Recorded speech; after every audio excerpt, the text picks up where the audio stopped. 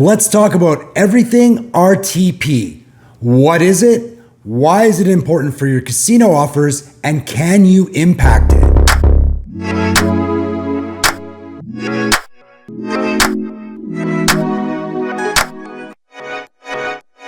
You found the channel getting you on the world's biggest and best cruise ships with no fare paid through casino comps. I'm approaching 30 free cruises across a bunch of different lines, and I use the same methodology for all of these comps.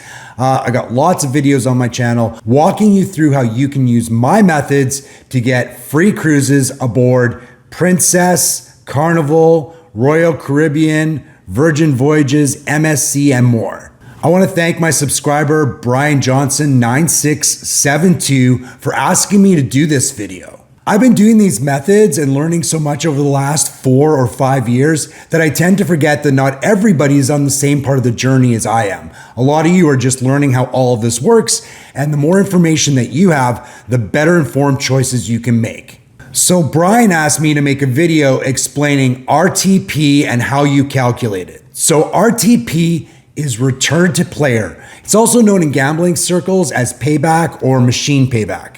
Essentially, it is what the machine is set to pay back over an average gaming session. So for instance, if you're playing a machine that's got a 94% return to player and you have an average session and you put in $100, you can expect to get back $94. Now, it's way more complicated than that because the RTP calculation happens on every bet, and it's of course averaged. You could have a session where you lose way more than 94%, and then of course you can have sessions where you win. But on average, that's what the machine is set to pay back. Land versus sea. So when we talk about land, I'm talking about Vegas, kind of the biggest place you can go gamble outside of Macau and some other places like that. And the reason that they tend to have a higher return to player or looser slots is because there's such a huge variety of casinos to choose from right there on the strip. You can go from casino to casino. So of course, competition naturally breeds more loose machines. On a cruise ship, that's not the case. Sure, you might go to some ports where there's casinos and they probably have better return to players, but for the most part, you're captive on the ship. If you want to gamble, you're gambling in their casino, so they can make their machines tighter, and they do. This is very general, but on land, the loosest machines are anywhere from the mid to high 90s down to the mid 90s. Tighter machines in Vegas are anywhere from the high 80s to the low 90s.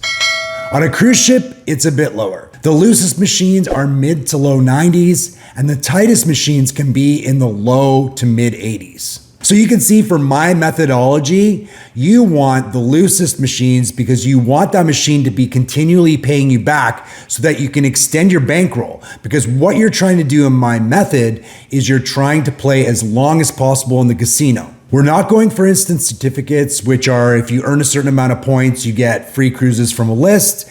We're going for email marketing offers, and those are based off of ADT, average daily theoretical, which is basically what the casino expects you to lose in the future and why they want to get you back on the ship. A better ADT, they're going to give you better offers. If you want to learn more about ADT, there's a video in my channel, and I'll link that in the description. Now keep in mind, these return to player averages that I just mentioned are just guesses.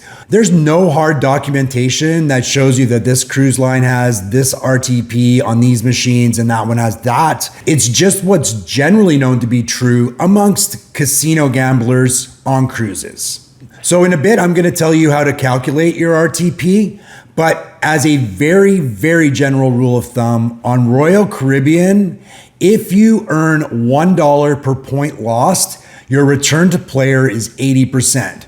That's not good, but me and my friends group think if you can do $1 per point or better, that's kind of the minimum acceptable. Anything below that, you're just getting killed by the casino. If you can do better than that, you're doing okay in terms of earning more comps.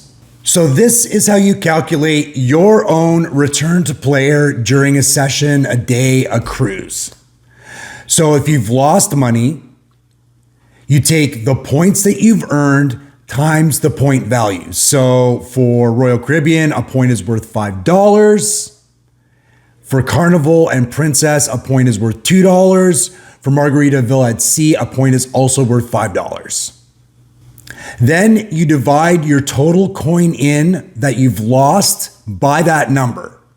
So coin in is the money that you've actually put in, not the money that you've cycled through the machine. You take the result of that calculation and then you subtract 100, and the positive of that number is your return to player in a percentage.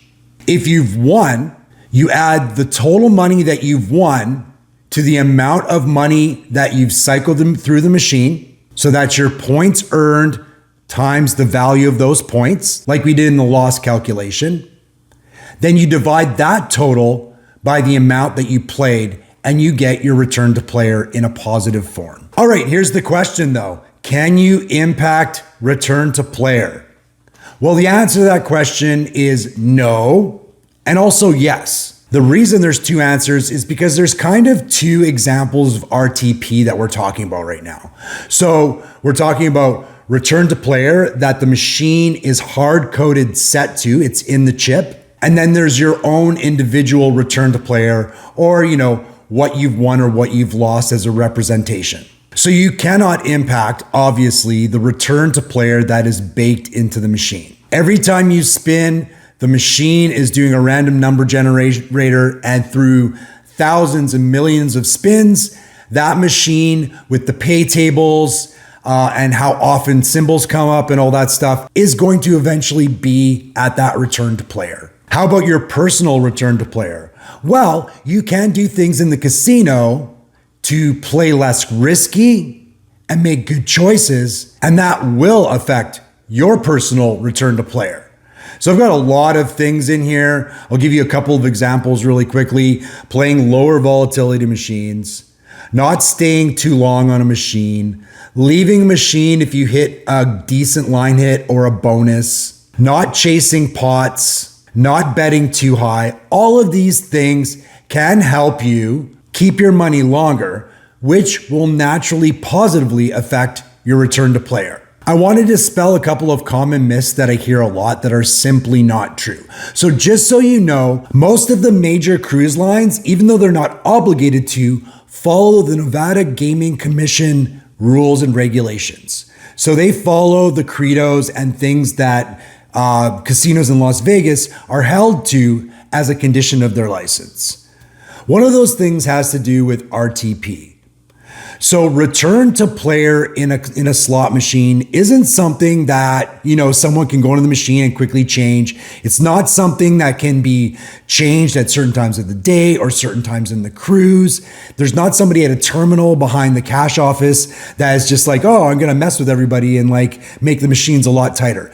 That does not happen. Land-based casinos and cruise ship casinos do not mess with their return to player. The return to player is on the chip that's in the machine, and if they want to swap that chip out, they need to actually go in and do the work to actually change those. So it's not changing during the day. They're not gonna, change it at night. If you've gone through a casino at night at 4 or 5 in the morning, do you see them in all the machines changing stuff? No, it absolutely doesn't happen. It's against the Gaming Commission regulations. And again, the cruise lines follow those guidelines. They want people to trust the casinos at sea, so they are following those regulations. Also, when you think about it from a logical perspective, why would they? They know that on average, let's say across all the slot machines on a cruise ship, they're gonna get 10% of everybody's bet just for being there. Of course, they have people to do payouts. They pay a little bit of staff here and there, the cash box and that kind of stuff. But for the most part, that 10% is pretty low labor and low overhead. They're getting a lot of that money back. And they know every day that they open, they're getting that. It's just like a license to print money. They don't need to mess with it. They just sit back and watch the money come in.